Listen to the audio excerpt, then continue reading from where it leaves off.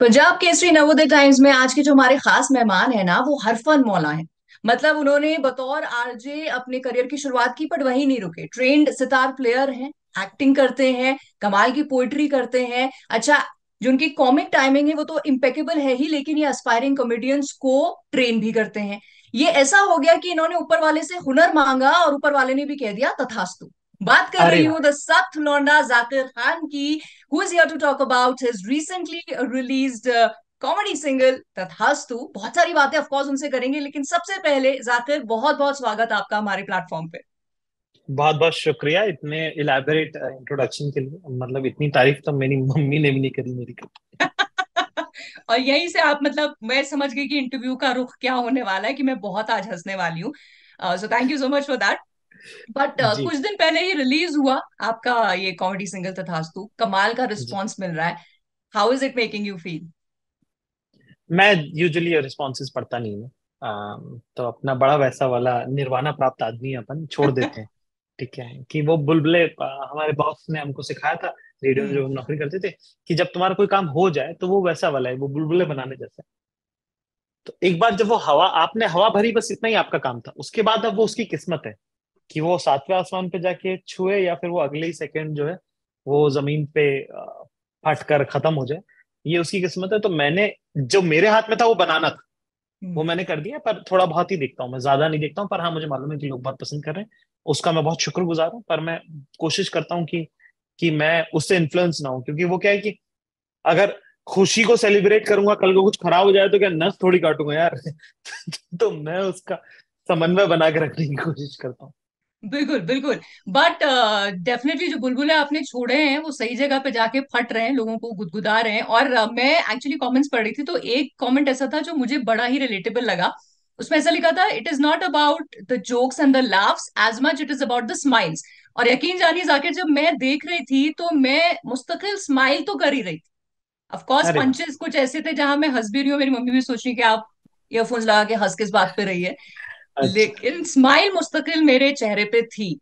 जी। अच्छा, एक चीज मैंने यहाँ डिफरेंट देखी। जनरली जो हम कॉमेडी स्टैंड अप्स देखते हैं उसमें ना एनवायरनमेंट बड़ा डार्क सा होता है, ऑडियंस तो दिखती भी नहीं है। तो यहाँ इतना वेल लेट है, बाकायदा ऐसा लग रहा है जैसे माशाल्लाह किसी शादी में आए हुए हैं। तो ये जी। इसके पीछे की कोई सोच थी या ये हो गया ऐसे ही? थोड़ा सा हो भी गया, थोड़ी सोच भी थी। हम लोग कोशिश ये कर रहे थे कि ये तथास्तु जो है हम उसको इंडियन क्लासिकल म्यूजिक की तरह, कॉन्सर्ट की तरह करते हैं। सब लोग कुर्ते पजामे में आते हैं, हम भी कुर्ते पजामे में आते हैं। हम लोग तथास्तु जब करते हैं तो हम लोगों से गुजारिश करते हैं कि भाई इंडियन कपड़े पहन के आना, तैयार होके आना, इंडियन कपड़े पहन के आना, तैयार होके आना। ठीक है, तो हम पहले से बोल के रखते हैं सबको। ठीक है ना, जो लोग ट्रीट करते हैं उनको फोन करके बोलते हैं भाई इंडियन कपड़े पहन के आना, तैयार होके आना। ठीक है, तो उनको पता रहता है कि यार कुछ होने वाला है। हाँ। दूसरा, हमारी कोशिश ये थी कि जो जो मिलियो है स्टैंड अप स्पेशल्स का हिंदुस्तान में, अभी 20 से ऊपर स्टैंड अप स्पेशल जो है बन चुके हैं, 20 से ज्यादा, 30 के आसपास स्टैंड अप स्पेशल बन चुके हैं। तो उससे थोड़ा सा एक थोड़ा आंखों को अलग लगे। दूसरा ये कि हमने जिस तरह का सेट बनाया तो सफेद था, तो उस पे जब आप लाइट मारेंगे तो वो रिफ्लेक्ट करेगी ही करेगी लोगों पे, हम्म। वो लोगों पे आएगी ही आएगी। तो वो मेरे ख्याल से थोड़ा टेक्निकली भी हो गया। दूसरा, हमको पसंद, हमको मतलब तथास्तु जैसा शो है उसमें मुझे बहुत भरोसा है। तो उसमें लाइट चालू हो, बंद हो, लोग खड़े हो, बैठे हो, वो अपनी ग्रिप बना लेता है वो शो। ठीक है, वो बात की तासीर इतनी मजबूत है कि वो अपनी हम्म। पकड़ वहां पे दिखा देते हैं। तो इसलिए हमको कोई उसका इनसिक्योरिटी नहीं थी कि हाँ हाँ करो, लाइट चालू, क्या है, उजाला भी होगा तो देख लेंगे। Right right. लेकिन ये कॉन्फिडेंस लेवल जो है, ये आया कहाँ से, ये थॉट कहाँ से कंसीव हुआ? Because if I am not wrong, शायद इसकी स्क्रिप्ट को लिखने में आपको 2 साल का अरसा लगा। 2 साल तो पेंडेमिक में ही चले गए, तो इसलिए हम 2 साल बोलते हैं, वरना लगा तो 4 साल है। 2018 में स्पेशल आया था, ओके। है ना। और 19, 20, 21, 22, 24 नवंबर को कक्षा 11वीं रिलीज हुआ। उसके बाद से हमने पूरा 19 तास तो हमने थोड़ा थोड़ा किया।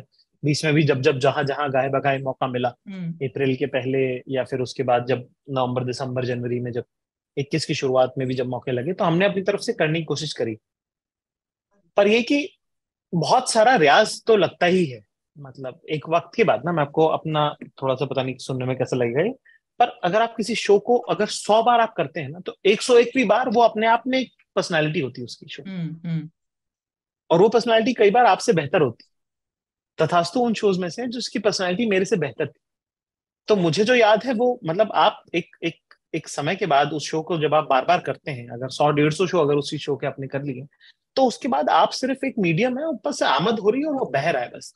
ठीक है, आप वहां पे बस हो, you are just an instrument at that moment. उसका जो भी मैजिक होगा वो अपने आप होगा, और वो खुद ही पहुंचता है। वो तो मेरे ख्याल से उस लेवल तक किसी शो को पहुंचाना मेरा काम है, आगे वो अपने आप को देख लेते हैं। ठीक राइट। और ये वैसे ही आपने जैसे कहा भी है इसमें ना कि ये ऊपर वाले की आमद है, है जी। जादू हो रहा है। हाँ, वैसी बात है। राइट। लेकिन इसका थॉट कब से आया आपको कि इस तरह का एक स्टैंड अप स्पेशल होना चाहिए? मेरे ख्याल से मेरे जो दादा हैं वाले, मेरे पापा के जो फादर हैं उस्ताद मोइनुद्दीन खां साहब, जी। हमारे गुरु।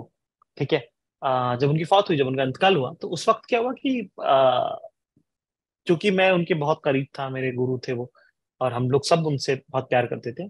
और क्योंकि ये सबसे बड़े घर के आदमी, तो सबसे ज्यादा हम उनकी बुराई भी हम ही करते थे, हम लोग ही करते थे उनकी भी। ये तो परिवार तो ऐसे ही होता है। तो हम जो है, तो उनके इंतकाल के बाद जब मैं अपने दोस्तों को बता रहा था उनकी सारी बातें, सीख जो मैंने सीखी और उनके साथ क्या क्या हुआ, तो मेरे दोस्तों ने कहा कि यार ये सबको जानना चाहिए, this should become a show.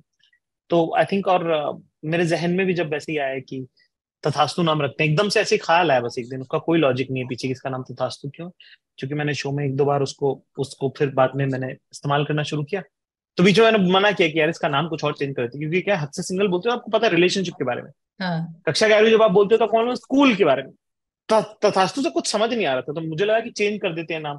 तो मैंने ऐसे इंस्टाग्राम पे डाला कि मैं सोच रहा हूँ कि तथास्तु का नाम चेंज कर दूं। जिन लोगों ने शो देखा हुआ था उनका इतना, कहते हैं कि पुरजोर विरोध आया उनका, कि बिल्कुल मत, हाथ मत लगाना उसको। वैसा तो मेरे ख्याल से वो फिर हमने कहा कि भाई आवाम की आवाज सराखों पे वाली बात है। बिल्कुल। अच्छा, जनरली जाकर आपकी जो वैसे भी कॉमेडी होती है, जो आपके सेट्स होते हैं वो बड़े रिलेटेबल होते हैं, बट ये रिलेटेबल तो है ही of course, but I think it is much more personal आपके लिए, राइट? जी, it is very personal for me, and I think मेरी ट्रायोलॉजी कंप्लीट होती है इससे। अक्सर सिंगल फैंस के लिए था, कक्षा 11वीं उन लोगों के लिए था जो मुझे नहीं पसंद करते हैं, और तथास्तु सिर्फ मेरे लिए, हम मेरे अपने लोगों के लिए है। मेरा ये मन था कहानी सुनाने का, तो मैंने सुनाई है। इसको किसी को नहीं पसंद आई तो मैं माफी मांगना चाहता हूँ, बाकी दो स्पेशल आपके लिए वो देख लीजिए आप। राइट। लेकिन ये आप जो रिलेटेबल बना पाते हैं, आप जैसे आपकी कॉमेडी जब हम सुनते हैं या आप जो बोल रहे हैं, इनफैक्ट मैं उसे कॉमेडी भी नहीं कहूंगी, मैं उसे ये बोलूंगी कि ये मेरे घर की कहानी इन्हें कैसे पता, या ये मेरे साथ या मेरे किसी अपने के साथ हुआ है, ये जाकिर को कैसे पता? जाकिर, ये नफ्स कैसे पकड़ी आपने? बहुत ज्यादा लोगों से बात करता हूँ, बहुत ज्यादा लोगों से बात करता हूँ, मैं बहुत लोगों से मिलता हूँ, मेरे दोस्त बहुत सारे हैं। मैं बड़ा खुशकिस्मत रहा हूँ अपने बचपन में, मेरे वालिद साहब ने जो मुझे संस्कार दिए। बड़े परिवार में पलने का भी एक कारण उसका है कि आप बहुत ओके रहते हो बहुत सारे लोगों से। सेंस ऑफ प्राइवेसी बहुत वीक है मेरा, तो घर में भी बुला लेते हैं हम कितने भी लोग। तो अब जो घर है वो ठीक ठाक है, हम बम्बई में जहाँ रहते हैं, ठीक है, तो वहां पे बहुत लोग आते हैं, बहुत लोग आते हैं, तो सब बोलते हैं कि अरे घर क्योंकि बड़ा है तो इसलिए शायद बहुत लोग आ पाते हैं। तो मेरे जो रूममेट तबका है वो अभी भी साथ ही रहता है। तो उसने फिर याद दिलाई कि हम जब दिल्ली में कमरे में रहते थे 10 बाय 10 के, तो उसमें भी हम 13-13 लोग तो बुला ही लेते थे कि आ हम्म। जाओ, यहीं सो जाना, यहीं सो जाना, यहीं सो जाना। 9-9 लोग सोए हुए हैं हम, हफ्ता तक 9 लोग उसी एक 10 बाय 10 के कमरे में, एक एक फिट में एक एक बंदा सो रहा है, मतलब ऐसा। तो, वो मेरे ख्याल से सत्संग की आदत बहुत ज्यादा है। ठीक है, कि एकदम बिल्कुल अच्छे संगी लोगों के साथ अपना जो है, दोस्त यारों के साथ, जैसे पंजाब में कहते हैं आड़ी हाँ हाँ। के साथ। और हमारे खुशकिस्मती मेरी ये रही है कि मेरी जो दोस्ती होती है वो बहुत जहनी लोगों के साथ होती है, जो बहुत इंटेलिजेंट होते हैं, जिनका जो अपने काम में बहुत अच्छे होते हैं, तो उनसे उनके काम के बारे में पूछना। हमारी थोड़ी आदत भी है बत्तो होने की। ठीक है, कहीं भी बात कर ली, ट्रेन में लोगों से दोस्तियां कर ली, और आज से नहीं, बचपने से कर रहे हैं। हाँ हाँ। जैसे कि कोविड में जब पिछले साल अप्रैल में जब सब जगह लोग बहुत बीमार थे, तो हमने कभी भी नहीं डाला कि हमको फला जगह पे ऑक्सीजन चाहिए, ढिमली जगह पे ये चाहिए। और हम बहुत सारे लोगों को, हमारे जान पहचान के लोगों को हम कोशिश कर रहे थे कि, पर एक भी नए इंसान को फोन करने की जरूरत नहीं पड़ी हमको, जिसको हम 2014 के बाद जानते हो। और हिंदुस्तान का ऐसा कोई शहर नहीं था जहाँ पे हमको काम नहीं था उस वक्त। पर एक भी नए इंसान को फोन नहीं करना पड़ा हमको। हमारे ज्यादातर जान पहचान के लोग वो थे जो पुराने, जो 2008 में मिले, 5 में मिले, 4 में मिले, 9 में मिले, 10 में मिले, 11 में मिले। तो मेरे ख्याल से वो उस तरह का इंसान होना बहुत काम आता है मुझे। बिल्कुल बिल्कुल। और आई थिंक जाकिर यही वजह है कि आप one of the most loved comic artist हैं। लेकिन ये एडिलेशन, जो लोगों का प्यार आपको मिल रहा है, वो कैसा महसूस आपको कराता है? बिकॉज आपको देख के लगता है कि कदम जो है आपने बिल्कुल जमीन से गड़ा कर ही रखे हैं, तो वो कैसे मैनेज कर रहे हैं? यार बहुत सोचा उसके बारे में, बहुत उस पे काम किया है मेरे ख्याल से, इसलिए भी मालूम है ये बात। हम्म। देखा है बहुत सारे लोगों को, जब आप इस तरह के, क्योंकि मैं I M third generation artist, I am fifth generation artist, I am not first generation artist. मैं आर्ट को आइडिया ऑफ आर्ट से नहीं करता हूँ, मैं उसकी इम्प्लीकेशन के हिसाब से कर रहा होता हूँ। मैं उन उन चीजों में नहीं फंसता कि आर्टिस्ट तो ऐसा होता है, आर्टिस्ट फलाना होता है, आर्टिस्ट ढिमका होता है। आर्टिस्ट आर्टिस्ट होता है भाई, ठीक है। मैं उस फालतू बातों में, किताबी बातों में नहीं पड़ता मैं। मेरा एक रिश्ता है मेरे लोगों के साथ, और उस रिश्ते की मैं बहुत तहजीब रखता हूँ, मैं बहुत एहतराम करता हूँ उस रिश्ते का, उस प्यार का बहुत एहतराम करता हूँ। और मेरी एक ड्यूटी है उनके प्रति, जो लोग हम्म। मुझे देखते पढ़ते सुनते हैं, उसको उसका निर्वाह कर उस कर्तव्य का निर्वाह करने की कोशिश करता हूँ मैं। यहाँ पे अगर मैं इसमें पढ़ूं कि साहब अब मेरा बहुत नाम हो गया, कि कोई बहुत बड़ी बात थोड़ी है कि मेरा नाम हो गया। बहुत लोगों का नाम होता है। मेरे वालिद साहब ने अभी मुझे पिछले पिछले मतलब वो बार बार बोलते हैं ये बात तो, कि कोई बड़ी बात नहीं है, तुम्हारा नाम हो गया, बहुत लोगों का नाम होता है, ठीक है। तो हर दौर में मेरे जैसा हर दौर में एक आदमी रहा है ना जिसका नाम हुआ है, जिसको लोग पसंद करते हैं, जिसको एडमायर करते हैं। तो मैं इसको कैसे मैं मान लूं कि हम में ही कुछ अमेजिंग है। हम्म। एक तो बात ये है ना, तो एक एक वो थोड़ा ग्राउंडेड रखता है। दूसरा, मेरा आसपास के जो लोग हैं, मेरे जो दोस्त हैं, बचपन से लेकर साथ आज तक मेरे साथ रह रहे हैं। मुझको जो ट्रीटमेंट मिलता है वो बिल्कुल चेंज नहीं हुआ है। मैं आपको बहुत ईमानदारी से बता रहा हूँ। मैं मेरे दोस्तों में बहुत इंपॉर्टेंट हूँ, मेरे सर्कल में बहुत इंपॉर्टेंट हूँ। मैं जहां रहा माशाल्लाह से तौबा तौबा बहुत इज्जत रही मेरी। स्कूल में भी बहुत इंपॉर्टेंट था, बहुत प्यार करते थे मुझे लोग। तो मैं पंकज भाई से जब बात कर रहा था, तो हमने एक बात करी कि आप वही आदमी होते हो, बस आपका सर्कल बड़ा होता जाता है। हाँ। तो माशाल्लाह से परिवार जो है वो पूरा देश है, तो अच्छा लग रहा है, अच्छा तो लगता ही। पर करेक्ट ग्राउंडेड होने करेक्ट। का तरीका, ये बिहेवियर नया नहीं है। मैं कॉलेज में भी मैं, स्टूडेंट पॉलिटिक्स आप कर रहे हो, स्कूल में आप हेड बॉय हो, स्पोर्ट्स कैप्टन हो, आप ये सब आपको भीड़ 2000 3000 बच्चे मैनेज करना आता है, मतलब मैं बहुत करेक्ट। ईमानदारी से बात कर रहा हूँ आपसे, ठीक है। तो उसी का एक बड़ा वर्जन है ना ये। हाँ करेक्ट। लेकिन जब आपने शुरुआत की, ऑब्वियसली आज जिस आप मुकाम पे पहुंचे हैं, शुरुआत में वो फेम रिकग्निशन इंस्टेंट तो नहीं आया। आपके अप्स एंड बिल्कुल डाउन एंड भी नहीं। चैलेंजेस आपके शेयर के भी आपने फेस किए ही हैं। जी। लेकिन जाकिर, उस वक्त के जाकिर को आज आपको कुछ अगर कहना हो तो आप क्या कहेंगे? मैं सच में बताऊं, मैं ओवर द इयर्स हम्बल ही हुआ हूं मैं, ठीक है। उस, उस वक्त के जाकिर से ज्यादा एरोगेंट तो कुछ है ही नहीं। तो अच्छा। मैं, अरे साहब, क्योंकि हारने को जब कुछ नहीं तो आपके पास ऑडेसिटी के अलावा है क्या। राइट। जब वो कविता अगर लिखी है तो उसमें तो यही कहा ना कि ऊंच नीच से परे मजाल आंख में भरे में लड़ पड़ा हूँ रात से मशाल हाथ में लिए। तो डेविड वर्सेस गोलायत में आप मेरी डेविड पोजीशन तो देखिए आप कम से कम, ठीक है। पर मैं लड़ने को मैं I am ready to take on to that battle, ठीक है। तो उसको तो मैं कुछ नहीं कहना चाहता हूँ। आज उसने अगर वो सब नहीं किया होता तो आदमी यहाँ नहीं होता। थोड़ा मैं तो इनफैक्ट ये कहना चाहूंगा कि थोड़ा हल्का हाथ रखा जा सकता है लोगों पे। हाँ। मैं तो, कि इतना बुरा बुरा बोलने की जरूरत नहीं थी लोगों को। राइट। अच्छा, जो कॉमिक सीन है अभी इंडिया का, I think as an audience, as a lover अगर मैं बोलूँ तो हमें तो बहुत ही अच्छा लग रहा है, but as a performer of that genre yourself, आप कहाँ देखते हैं उसे? मैं तो यार अभी I think if if this is I am the biggest beneficiary of this comedy scene right now, since whatever hard work everybody else is putting in, बहुत सारे लोग बहुत मेहनत कर रहे हैं, करी है लोगों ने, तभी तो मुझे मौका मिला करेक्ट। है। तो वैसी वाली बात है ना कि अगर